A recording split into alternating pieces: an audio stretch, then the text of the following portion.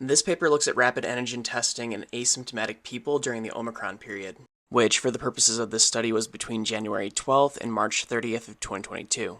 This study was conducted in the Netherlands and included 3,600 asymptomatic individuals that were greater than or equal to 16 years of age. And in the study, they looked at 3 different rapid antigen tests. They looked at FlowFlex, MP-Bio, and CliniTest. Overall, the sensitivities were incredibly low, ranging from about 20 to 28%, which means that if a person was positive for COVID, it was only detecting it about a quarter to a fifth of the time. But after a very appropriate adjustment for a viral load cutoff, the sensitivities increased to a pretty reasonable level.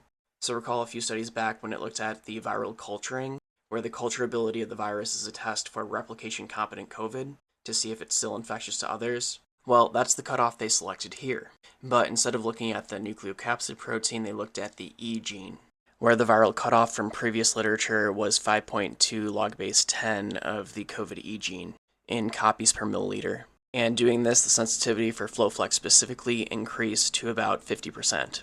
But obviously, essentially a coin flip is not ideal. Therefore, COVID rapid testing for diagnosing asymptomatic individuals, especially during the Omicron period, was very low, which really emphasizes the need to do repeated self-testing in the case of a negative test when you suspect that you've been infected by COVID, which can then help to improve the diagnostic accuracy. And in a very interesting sub-analysis by the authors, they had follow-up information available for about 2,500 people in their study, where these people had an initial negative reverse transcriptase PCR.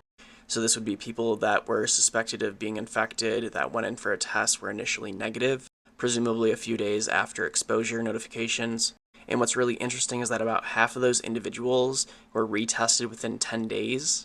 So they had a negative test, they went back in 10 days later for just a follow-up, and about a quarter of those that went for follow-up then tested positive, which is really interesting because it could imply, one, that asymptomatic people have a latent period after exposure that's a little longer than people that are symptomatic. It could also just simply mean that the viral load is taking longer to reach a detectable level in asymptomatic people. Or even on a practical end user side, you could think about that people are getting their exposure notifications and they were going in too quickly. They weren't giving the virus enough time to incubate to be able to become to a detectable level, which could be an interesting critique of the early warning system texts, that maybe there should have been a wait an X amount of time before getting tested type of thing.